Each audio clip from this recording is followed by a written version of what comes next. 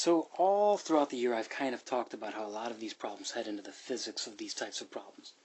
And the most common thing you'll do in a physics class is deal with the height of an object. So this particular function, h of t, stands for or represents the height h of a football in feet, which is t seconds after it has been kicked. And so that that's a little bit more clear, let's tag this with the height in feet. And actually, you know what? Make sure that that arrow's to the h and not the t. And then draw t as being the time in seconds.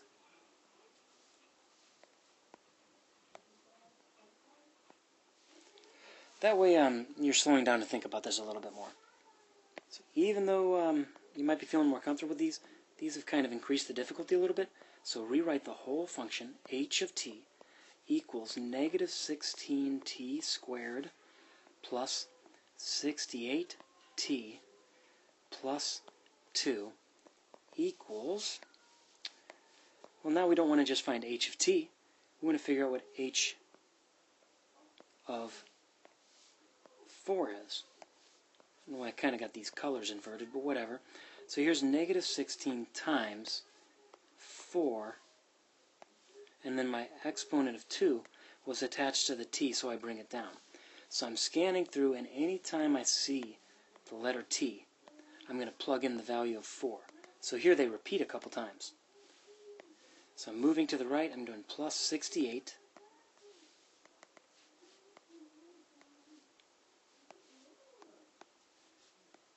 times t, which is 4, plus 2. Bring the equal sign down. I got negative 16 times 16. 68 times 4 I can do right now. Let's see, 70 times 4 is 280 minus 8 is 272. That might be a little careless of me. I'm going to type that in. I did get 272 when I typed it in. I'm good. And this 2 shouldn't disappear. I'm still going to add that. So now the next thing I need to do is I need to square 16 to get 256. But there's a negative out there. Add 272.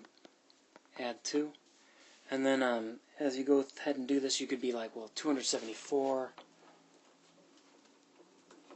minus 256 in a single step gives you 18. And since this is the real world problem, this means that after 4 seconds, the football is 18 feet in the air. Which doesn't seem insane, but that does seem like a pretty long kick. I mean, like, I don't know. Go watch a football game and see if it agrees with what you're experimenting with. Alright, I'm going to take away all of this work. And I'd like you to rewrite problem 2. I'd like you to rewrite h of t. So you need to be moving and pausing this and getting this whole thing rewritten again. But now this time we're asked to figure out h of g. So here's h, open up a parentheses. I'm going to sneak a g in there, close that parentheses, and I'm going to go through, and any time I see a t, I'm just going to replace it with a g. So here's that t, it's now turned into a g, and the exponent of 2 gets attached. Here's my plus 68.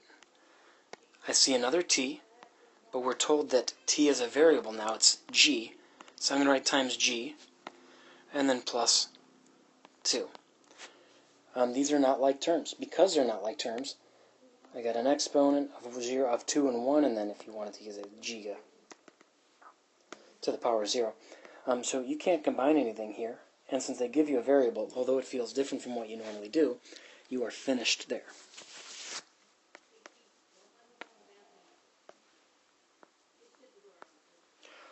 On 3, we have to do 2 times h of g.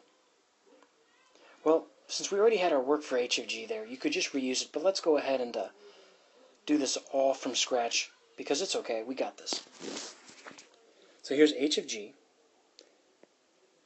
Well, actually I'm going to write 2 times h of g. because that's what we did. We're kind of focusing our work. Now the 2 is outside, so I'm going to deal with h of g first. But I need to know that h of t is negative 16 t squared plus 68t plus 2. H of g, well, we've already done that, so I'm going to write negative 16 g squared plus 68g plus 2. And yes, I do, I've already said it, you've already done that. But now we have to double that. So if I want 2 times, in brackets, h of g, and we use brackets here because double parentheses looks kind of confusing, I can just write 2 and then my brackets.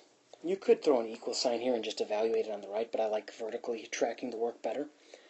Now I'm going to rewrite negative 16g squared plus 68g plus 2 and close those brackets. And then now all I have to do is double everything, which is just getting distributed.